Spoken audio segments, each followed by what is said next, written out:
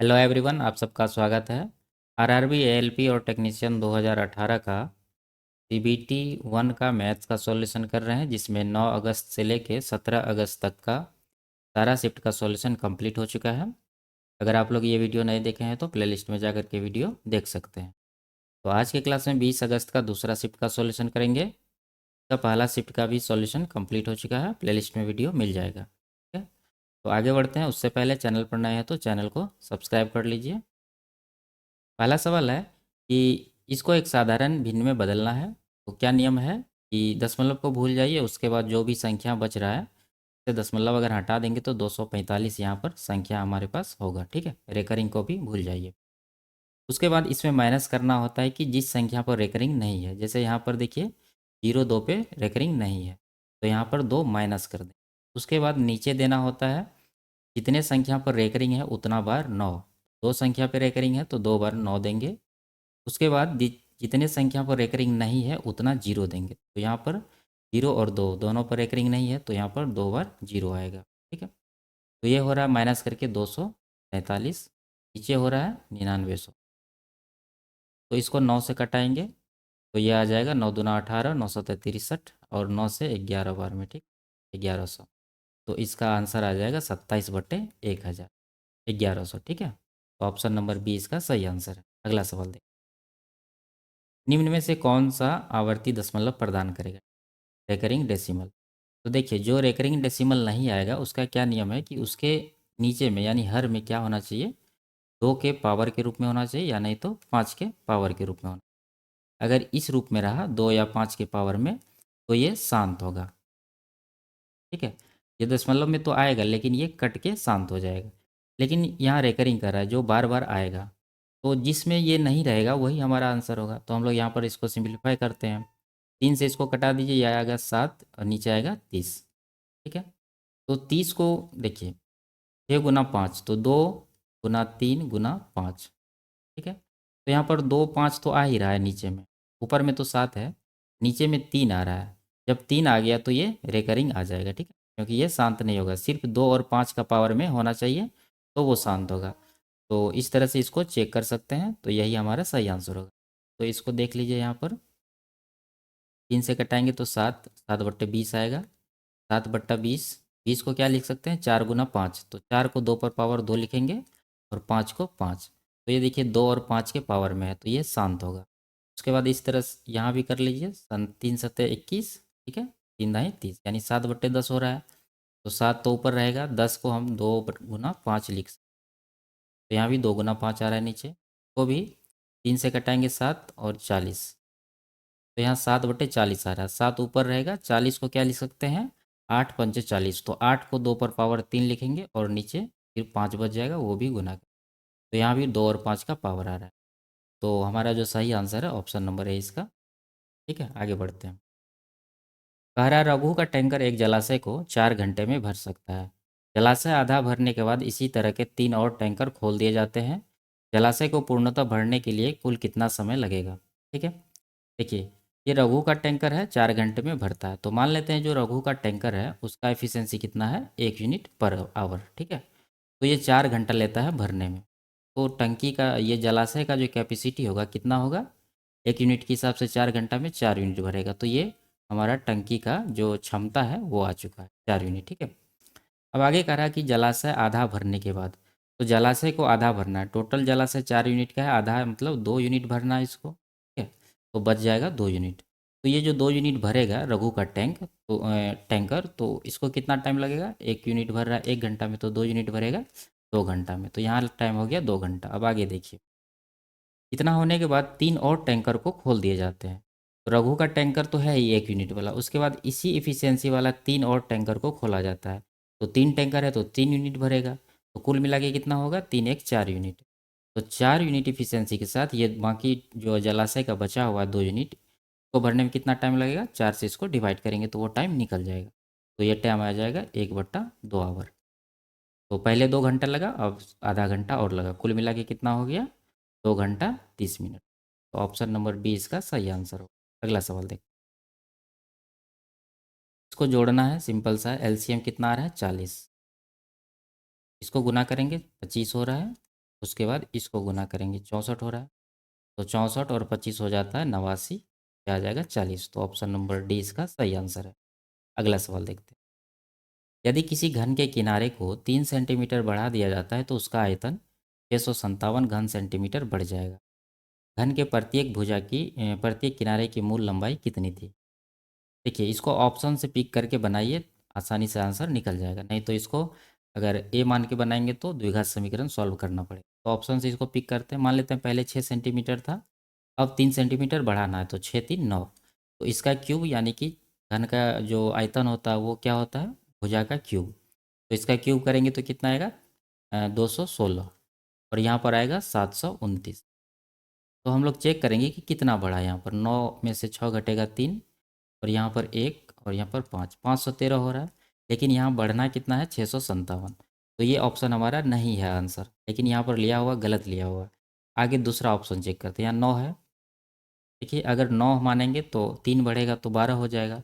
तो 9 का क्यूब होता है 729 और 12 का होता है 1728। ठीक है, तो यहाँ पर 1000 से ज़्यादा का यहाँ पर 999 का यहाँ पर वृद्धि है। लेकिन वृद्धि कितना होना चाहिए? 657। तो ये भी ऑप्शन नहीं होगा। उसके बाद 8 का देख लेते हैं। 8 है तो 8 में 3 वृद्धि करेंगे तो 11 होना चाहिए। तो 8 का क्यूब कितना होता है? 512।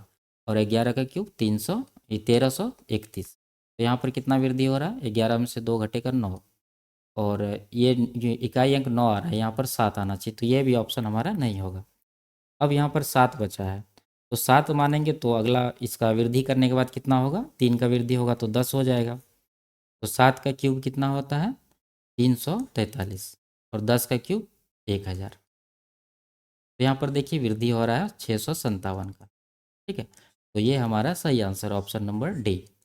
ठीक है, और इसको आप ए मान के कैसे सॉल्व करते हैं करके दिखाते हैं।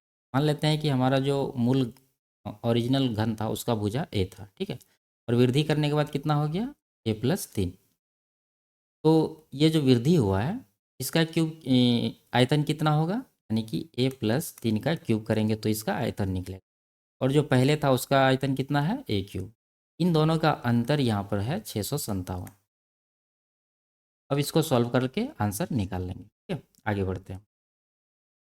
256 के कितने गुणनखंड पूर्ण वर्ग है? ठीक है, देखिए 256 को आप अभाज्य गुणनखंड के पावर के रूप में, इसको आप 2 पर पावर 8 लिख सकते हैं। ठीक है, अब जो ये पूछ रहा है कि कितने गुणनखंड पूर्ण वर्ग हैं, तो हम लोग सीधा क्या करेंगे? पावर को 2 से डिवाइड करेंगे, उसमें 1 जोड़ देंगे। तो यहाँ पर पावर 8 है, कितना हो जाएगा? 8/2 + 1। तो ये कट जाएगा 4, 4 और 1 5, इसका सही आंसर होगा ऑप्शन नंबर डी। अगर यहाँ पूछता कि कितने इसके गुणनखंड पूर्ण घन है, तो क्या करते हैं हम लोग? पावर को 3 से डिवाइड करते +1 करते। ठीक है, आगे बढ़ते हैं। यदि संख्या इतना 3 से विभाज्य है तो यहाँ x एक अंक है, तो x के सभी संभव मानों का योग क्या हो सकता है? देखिए, जब कोई संख्या 3 से विभाज्य रहता है तो अंकों का योग 3 से कटना चाहिए। तो यहाँ पर अंक का योग कितना हो रहा है? 1 1 5 6, 6 4 10, 10 3 13 और x है, यानी x+13 हो रहा है। इसको 3 से डिविजिबल बनाना है। ठीक है, तो हम लोग क्या कर सकते हैं? x का क्या पॉसिबल वैल्यू है?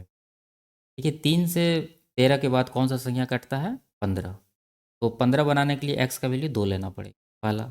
उसके बाद फिर 15 के बाद अगला संख्या कौन सा है? 18। तो x का वैल्यू कितना लेना पड़ेगा? यानी इसमें 3 3 जोड़ते जाइए। 2 3 5, 5 3 8। अगर 8 में 3 जोड़ेंगे तो 11। ये 2 अंक में आ गया, तो ये नहीं होगा। ठीक है, तो यहाँ पर 3 वैल्यू पॉसिबल है। इन तीनों का योग पूछ रहा है यहाँ पर, तो तीनों को जोड़ देंगे। 5 2 7 8 15, इसका सही आंसर होगा ऑप्शन नंबर बी। आगे बढ़ते हैं। दो भिन्नों का योग 3/4 है, यदि उनमें से एक 2/3 है तो अन्य भिन्न क्या है? देखिए, दोनों का योग इतना है तो योग में एक को माइनस करेंगे तो दूसरा निकल जाएगा। यानी 3/4 में 2/3 माइनस करना है। तो यहाँ पर एलसीएम 12 आएगा, 3 × 3 = 9 हो जाएगा यहाँ पर, और इधर 8 हो जाएगा। 1/12 इसका सही आंसर होगा ऑप्शन नंबर डी। आगे बढ़ते हैं। दो व्यक्तियों ए और बी के आयु में 16 वर्ष का अंतर है। 6 वर्ष पहले बड़े व्यक्ति की आयु छोटे व्यक्ति की आयु का 3 गुना थी। ए और बी में कम आयु वाले व्यक्ति की आयु कितनी? ए है, तो ये अंतर है वर्तमान का 16। अब 6 वर्ष पहले हम लोग चलते हैं। 6 वर्ष पहले का कंडीशन क्या है? बड़े व्यक्ति की आयु छोटे व्यक्ति की आयु का 3 गुनी थी। तो मान लेते हैं छोटा व्यक्ति बी है जिसका आयु एक्स है, ठीक है। तो इसका कितना होगा 3x, 3 गुना कर रहा है। यहाँ पर साइड में लिख देते हैं ए ग्रेटर देन बी। एक बी को छोटा माने है, ए को बड़ा माने है। आगे देखिए 6 वर्ष पहले का ये कंडीशन है। अब वर्तमान में आते हैं तो दोनों में 6 जोड़ना पड़ेगा, जोड़ दिए। उसके बाद वर्तमान में आने के बाद दोनों का अंतर 16 है, तो दोनों का अंतर ले लेते हैं। कितना आएगा 3x में 1x घटाएंगे 2x, और 6 में 6 घटाएंगे तो ये जीरो ही रहेगा, तो 2x हम लोग लेते हैं बराबर 16 करेंगे। तो x का वैल्यू यहाँ से कितना आएगा 2 × 8 = 16, x का वैल्यू आ गया 8, ठीक है। अब देखिए यहाँ पर ए और बी में बी छोटा है, तो यहाँ क्या कर रहा है कि कम आयु वाले तो बी का ही एज निकालना। एक्स माने थे तो एक्स का एज कितना हो जाएगा 8 साल का वैल्यू आया है। तो ये 8 साल जो आया है ये 6 वर्ष पहले का है, तो वर्तमान में पूछ रहा है तो इसमें क्या करना होगा, ये जोड़ना पड़ेगा। 8 6 14 वर्ष इसका सही आंसर होगा, ऑप्शन नंबर सी। अगला सवाल देखते हैं। 22 मीटर भुजा वाले एक वर्गाकार पार्क के मध्य 2 मीटर चौड़ी सड़कें बनाई गई है जो के लंबाई और चौड़ाई के समांतर है। 100 रुपया प्रति वर्ग मीटर की दर से इस सड़क पर बजरी लगाने का खर्च क्या आएगा। देखिए एक वर्गाकार पार्क है इस तरह से, ठीक है। इसका भुजा है 22 मीटर, तभी भुजा इसका 22 मीटर होगा क्योंकि ये वर्ग है। के मध्य में 2 मीटर वाला एक सड़क निकाला है इस तरह से, ठीक है। इसके लंबाई के तरफ भी और चौड़ाई की तरफ, इस तरह से दोनों तरफ। ये सड़क का चौड़ाई कितना है, यहाँ से यहाँ तक का 2 मीटर, ठीक है। ये भी 2 मीटर ही होगा। तो सड़क का चौड़ाई तो 2 मीटर है दोनों में, तो लंबाई 22 मीटर ही है, दोनों का 22 ही होगा। ये भुजा 22 है तो ये सड़क का लंबाई भी 22 होगा। इधर ये भुजा 22 है तो सड़क का लंबाई भी 22 होगा। तो सड़क का जो एरिया आएगा वो क्या आएगा, देखिए ये आयत हो गया, ये सड़क आयताकार हो गया, तो आयत का क्षेत्रफल क्या होता है, लंबाई गुना चौड़ाई, ठीक है। तो लंबाई हमारा 22 और चौड़ाई कितना है 2। तो इस तरह से 2 बार सड़क आया तो 2 से इसको गुना भी कर देंगे। उसके बाद देखिए यहाँ पर ये जो है ये वर्गाकार बीच में जो पॉइंट बन रहा है दोनों सड़क का बीच में, ये 2 बार काउंट हुआ। एक बार इस सड़क में भी आया है और एक बार इस सड़क में भी आया। एक बार इसको माइनस करना पड़ेगा तब जाके पूरा जो सड़क का एरिया है वो निकल के आएगा। तो इसका देखिए ये भी 2 है, ये भी 2 है, तो ये 2 दूना 4 इसका क्षेत्रफल, ठीक है। तो 22 दूना 44 दूना 88, 88 में 4 माइनस करेंगे तो कितना आएगा 84। तो 84 इसका मीटर स्क्वायर में क्षेत्रफल आया है। अब देखिए 1 मीटर स्क्वायर का 100 रुपया लगता है, तो 84 का कितना लग जाएगा 84 गुना 100, तो 8400 इसका सही आंसर होगा, ऑप्शन नंबर बी। अगला सवाल देखते हैं।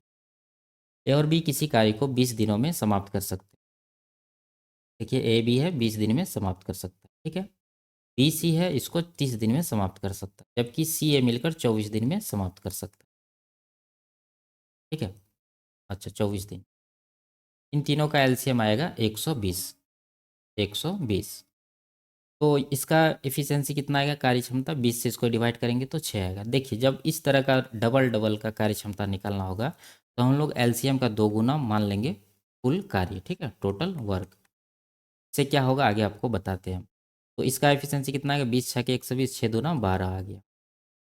बी सी का कितना आएगा 8 आ जाएगा, और सी ए का कितना आएगा 10 आ जाएगा। इन तीनों का आया। अब यहाँ पर देखिए कह रहा है बी और सी का प्रत्येक अलग अलग कितने दिनों में कार्य समाप्त करेंगे। तो बी और सी का निकालना, टोटल वर्क कितना है यहाँ पर 240।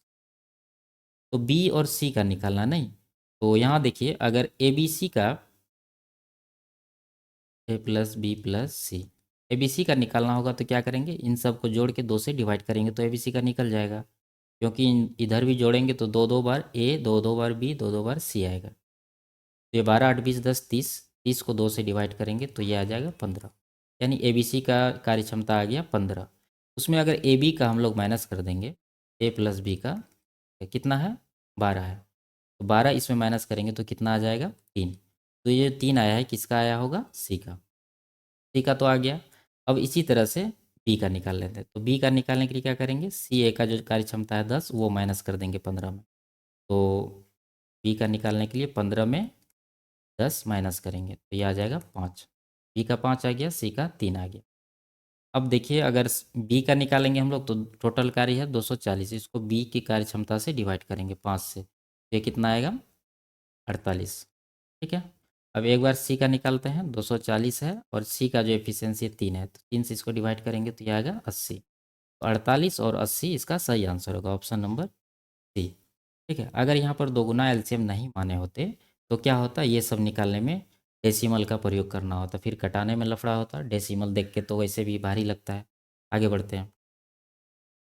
जोई और मिनती की कंचों की संख्या का अनुपात 5:8। जोई है और मिनती है, मिनती को एम लिखते हैं। इनका जो कंचा का अनुपात है 5:8 है। उसके बाद जैकब और मिनती के कांचों का अनुपात 7:12 है। ठीक है, मिनती बाद में है तो मिनती के सामने हम लोग यहाँ पर 12 लिखते हैं। उसके बाद ये जो 7 है ये किसके लिए है, जैकब के लिए। जैकब यहाँ पर, जैकब का कितना है, 7 है। बस इसको मर्ज कर दीजिए। यहाँ पर देखिए 8 12 कैल्शियम 24 होता है, 24 बना लीजिए। तो 24 बनाने के लिए इसमें 3 से गुना करना होगा और इसमें 2 से गुना करना। तो ये आएगा 5×3 = 15 और ये आएगा, ये तो 24 ही आएगा एलसीएम, और यहाँ पर 7×2 = 14 आ जाए। तो यहाँ क्या पूछ रहा है, जोई और जैकब, यानी इन दोनों का पूछ रहा है। तो 15 और 14 इसका सही आंसर होगा, ऑप्शन नंबर सी। आगे बढ़ते हैं। एक वॉशिंग मशीन का विक्रय मूल्य इसके क्रय मूल्य का कितना गुना है, लाभ प्रतिशत क्या कीजिए। देखिए इसका वैल्यू कितना हो जाएगा, 3 × 3 = 4, 4/3। तो इसका जो विक्रय मूल्य है क्रय मूल्य का कितना गुना है, तो जब ये क्रय मूल्य होगा हमारा तो विक्रय मूल्य कितना होगा, 4 यूनिट होगा, एसपी सेलिंग प्राइस। तो यहाँ कितना का प्रॉफिट है, 3 का सामान 4 में बिक रहा है, 1 का प्रॉफिट है। 1 का प्रॉफिट है लेकिन कॉस्ट प्राइस इसका 3 है, तो 1/3 प्रॉफिट होगा, जो कि होता है 33.1/3%। तो ऑप्शन नंबर बी इसका सही आंसर होगा। आगे बढ़ते हैं। ट्रेन ने 140 मीटर लंबे प्लेटफॉर्म को 15 सेकंड में और 180 मीटर लंबे प्लेटफॉर्म को 17 सेकंड में पार किया। ट्रेन की रफ्तार क्या है। देखिए ट्रेन का स्पीड ही निकालना है, तो हम लोग देख लेंगे कि ये कितना एक्स्ट्रा दूरी कवर किया। देखिए 140 मीटर या 180, तो 40 मीटर का दूरी तय किया है एक्स्ट्रा, जिसके कारण इसको समय कितना एक्स्ट्रा लग गया है। पहले 15 लग रहा था, अब 17 लग रहा है, तो 2 सेकंड का समय ज़्यादा लग गया। ये सेकंड है। तो देखिए ये 1 सेकंड का कितना आ जाएगा, 40/2। ये मीटर प्रति सेकंड में आया है। इसको किलोमीटर प्रति घंटा में बदलने के लिए क्या करते हैं, 18/5 से गुना करते हैं। ये कितना आएगा, 2×9 = 18, 5×8 = 40। तो ये 8×9 = 72 किलोमीटर प्रति घंटा इसका सही आंसर होगा, ऑप्शन नंबर डी। अगला सवाल देखें। एक पंखा 4% की हानि पर 3600 में बेचा जाता है। यदि इसे 4200 में बेचा जाता तो कितना का लाभ या हानि होती। ये 3600 है, 4200 है, इसको 2 जीरो हटा दीजिए। ठीक है, और 6×6 = 36, 6×7 = 42, यानी 6 है 7 है, 6 7 मान के सवाल को सॉल्व करेंगे। देखिए 4% का हानि है जब 6 में बेच रहा है, यानी जब 6 यूनिट में बेच रहा है तो 4% का हानि है, तो मिल कितना रहा है, 96%। ठीक है, 100% है कॉस्ट प्राइस, जिसमें 4% का इसको नुकसान है, तो 96% ही इसको बेचने से मिल रहा है। इस तरह से इसको समझेंगे। तो 7% का कितना होगा, ये 7 यूनिट का कितना होगा। 1 का 96 तो 1 का कितना आएगा, 96/6। 7 का निकालना है तो 7 से गुना कर देंगे, तो ये 16 बार में कटेगा, 16×7 = 112% आएगा। 112% में 100% तो हमारा कॉस्ट प्राइस है, लागत मूल्य, जिसको क्रय मूल्य कहते हैं, और 12% हमारा क्या है, प्रॉफिट है। तो यही आंसर होगा, ऑप्शन नंबर डी। ठीक है, आगे बढ़ते हैं। कुछ आंकड़ों के 15 प्रेक्षणों का योग इतना है, यदि आंकड़ों का माध्य इतना है तो एक्स का मान क्या है। देखिए प्रेक्षण है कितना, 15, और इसका माध्य कितना है, एक्स। तो योग निकालने के लिए 15 × x कर देंगे, और यहाँ पर योग भी दिया हुआ है 434 + x। एक्स को इस तरफ लाएंगे तो बचेगा 14x, इधर हो जाएगा 434। तो 14 से इसको कटा देते हैं, 14×3 = 42, 14×1 = 14। एक्स का वैल्यू कितना आ गया, 31। ऑप्शन नंबर डी इसका सही आंसर है। अगला सवाल देखते हैं। सिम्स 5,000 की धनराशि चक्रवृद्धि ब्याज की 10% वार्षिक दर पर निवेश करता है। n वर्षों के बाद सिम्स को इतना रुपया और प्राप्त होते हैं, यानी ये ब्याज के रूप में प्राप्त होते हैं, तो n का मान क्या है। देखिए इसका जो p है वो 5,000 है, और इसका जो a होगा वो कितना होगा, 5,000 मूलधन है और ब्याज है 1655, तो दोनों जोड़ के कितना होगा, 6,655। ठीक है, ये हो गया आपका मूलधन, ये हो गया मिश्र धन। तो इसको 5 से कटा लेते हैं, ये आ जाएगा 1,000 और ये आ जाएगा 1,331। ये आ गया। अब इसके बाद नहीं कटेगा। तो ये समय कितना दिया हुआ है, समय नहीं दिया हुआ है, रेट दिया हुआ है 10%। 10% का फ्रैक्शन क्या होता है, 1/10। यानी कि ये जो मूलधन और मिश्रधन का रेशियो बनेगा यहाँ से 10/1 का ब्याज मिलेगा, यानी कि 10 से 11 होगा।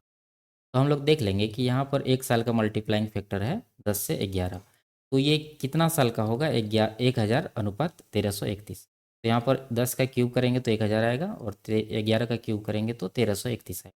तो क्यूब कर रहे हैं यानी 3 पावर कर रहे हैं, तो 3 वर्ष हमारा सही आंसर होगा, ऑप्शन नंबर बी। आगे बढ़ते हैं। इतना को जब x-4 से विभाजित किया जाता है तो शेषफल 32 बचता है, और जब इसको इससे विभाजित किया जाता है तो शेषफल 35 बचता है। a प्लस बी का वैल्यू क्या है? सिंपल सा है, इससे विभाजित करना है, यानी x-4 से, तो x का वैल्यू कितना आएगा? तो 0 करेंगे तो x का आ जाएगा 4।